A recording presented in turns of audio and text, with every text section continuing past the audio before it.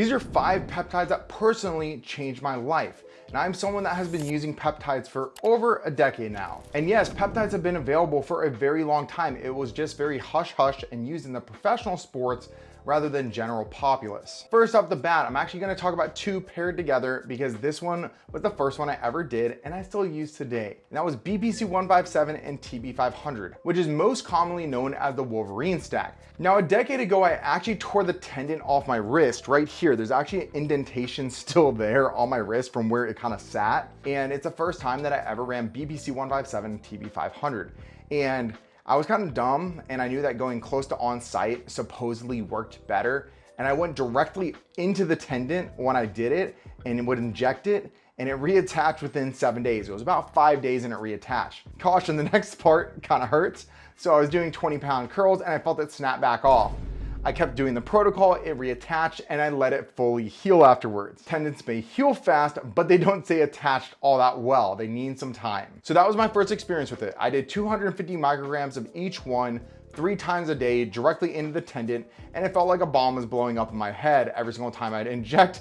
My ears would be ringing from the amount of pain that I put myself in. I'd take a towel and I'd bite down. Well, there's better ways to do this, so let's jump into the rest of the ways that I found super useful. I tore my quad and hamstring multiple times, and there were 2 protocols in particular, which one of the peptides I will be talking about shortly here that I did that actually repaired defects from previous tears. And the protocol that I found most effective that I used for the hamstring, where I reattached in under 14 days, it's approximately 10 days when it fully repaired. I went to run a sprint after a workout. Someone convinced me to do it. I don't know why. I was like, I'm gonna tear my hamstring. A couple steps later, I felt like I got shot in my butt. I somehow stood up still, just limped off to the side.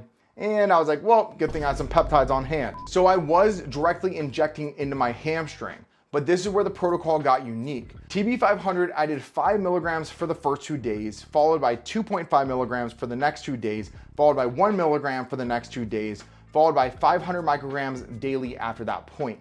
Now, there are other ways to run it. You can do 5 milligrams every 3rd day, and that's kind of max dosing that most people talk about. However, this protocol I've done multiple times and had extreme success with. With the BPC 157, slightly different. It has a much shorter half-life, so I was doing 250 micrograms of BPC 157 3 times per day. And yeah, it was a pain in the butt, literally. But at the end, it got repaired in a very short period of time. Now for the quad, it was actually in the teardrop, which is the inside of the kneecap where the quad attaches in. I had a line in my quad actually from a tear several years ago, and sure enough, this protocol actually fixed it, which is going to bring us to our 3rd peptide. I was doing growth hormone in conjunction with BPC 157 and TB 500. The TB 500 and BPC 157 protocol actually stayed the same, but this time I was using Serostem, so pharmaceutical grade growth hormone, 6 IUs 3 times a day with the BPC 157. So that was at 18 IUs per day for 2 weeks. And trust me, that hurt my bank account, which I didn't have a lot of money at the time. However, it literally repaired the defect in my teardrop,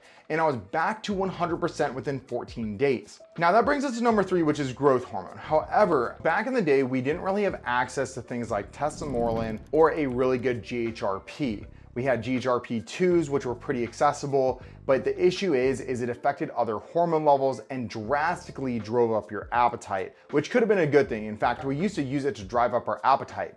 Now you have things like ipamorelin, which is way more tolerated and doesn't impact other hormone profiles, but it still does what you want a growth hormone secretagogue to do, to get more bang for buck out of a GHRH like a tesamorelin or a CJC 1295. I definitely would have liked to try using a protocol instead of using 18 IUs a day of Serostem. It probably would have saved me a couple bucks, but unfortunately I don't have a case study and I don't plan on tearing something again, hopefully, even though I just tore my Achilles tendon 3 months ago. The reason why I talk about growth hormone is I just want to be honest with you guys about what my use has been in the past and my personal experience. Growth hormone will always be king. However, I have seen certain people hyper respond to these GHRHs like a tesamorelin, where their IGF-1 levels actually got higher than they did on Serostem, which is pretty crazy to see. And it's not one time that I've seen it. I've seen it multiple times. And if that's you, then lucky you. You won the lotto. Now, number 4 is not as popular as I think it should be, which is Semax. Semax is a peptide that drives up dopamine. But it doesn't just drive up dopamine. In fact, I found out about this one when I was doing research to help with ADHD and what I could do outside of things like Adderall. I don't really want to take Adderall. I didn't like the way it impacted my mood. I also didn't feel good on it, but it would help me from a stimulation standpoint and focusing. So what could I do outside of this? And I ran into this peptide that was being used in Russia for actually stroke victims. The studies were pretty profound and remarkable for how well it improves cognitive focus even in a severe population like that. And that's what caught my interest.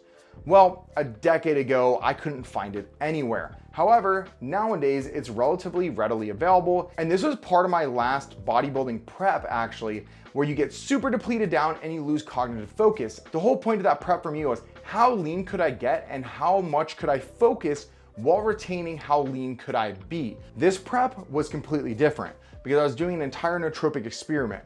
And Semax was one of the tried and trues for me for helping me with cognitive focus. I would wake up in the morning, feel super groggy, almost like you have clouds around your eyes. And I do an injection. Now you can do nasal form, it's fine. That's actually my preferred, but I didn't have a nasal route back then. So I just injected 500 micrograms. And as soon as I would inject it, within 3 to 4 minutes, it would feel like my head would open back up and I could lift my head up like I was on caffeine or something like that, and I would get my job done. The most fascinating thing about this peptide for me was the drive up of BDNF, which protects the neuroplasticity of the brain. So if you are someone that's ADHD and you are taking Adderall or Vyvanse or whatever you're scripted, this works in synergy points with those drugs because those drugs drive down BDNF. So it will actually help to protect your brain. And that's why I think it has such a predominant impact on myself and many others. Not everyone has a crazy difference in their life like I did. I will be honest with you.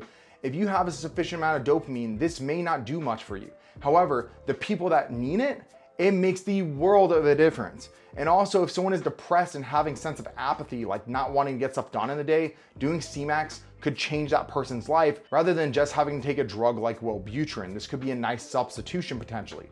Now, I'm not a doctor. I'm just saying that these are substitutions that I've seen effective, at least for myself and some of my clients. If you guys have been enjoying this deep dive on my personal journey with peptides over the last decade, I would love to subscribe. I try to be as honest and genuine as possible and share my relative experience. If you haven't seen my tier list video, the reason why I have a garbage tier is I've seen how these things work. Not everything works. I'm not a fan of everything. And this isn't just my personal experience. This is what I see in case studies with clients and friends over the last decade of time of us using this stuff. So runner up would be NAD+. Now, it's actually funny because I did a 100 milligram slew pill, felt like absolute garbage earlier today. And I was like, I think my mitochondria is like shot.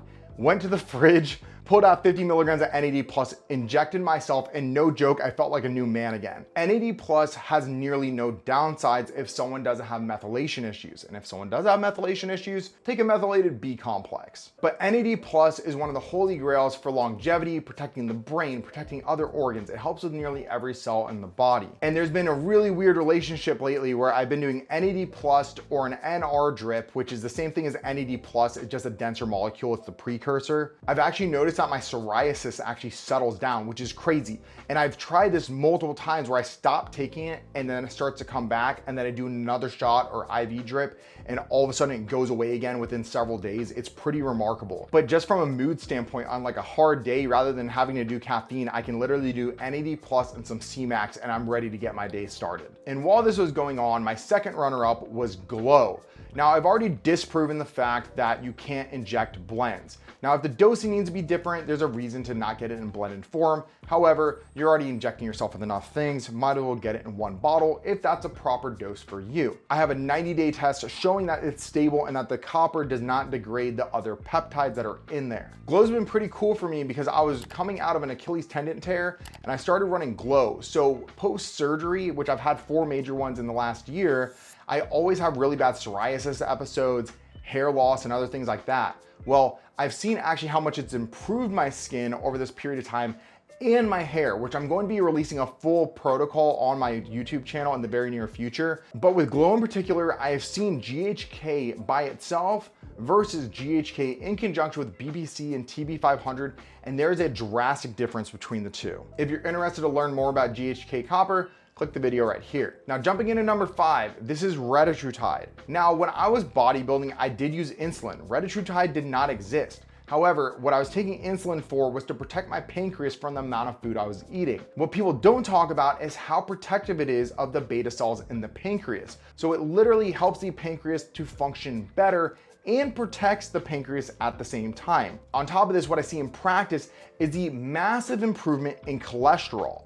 So if people had high LDL levels, all of a sudden they're within ranges, and all that they added into the mix was Retatrutide over a couple months. And in the bodybuilding populace, we're at high risk of plaque buildup over time because of the LDL increase and the triglyceride increase that we tend to see. And Retatrutide would have been super nice to have in my prep, but unfortunately in my final prep that I did it, I actually did have access to semaglutide, and I did 0.1 milligrams per week, and it completely blunted my appetite. It would have made dieting down literally a joke, which I see with my clients. They're like, am I even in prep right now? I'm like, must have been nice. I would have loved to do that back in the day. See you guys in the next one. Peace out, Girl Scout.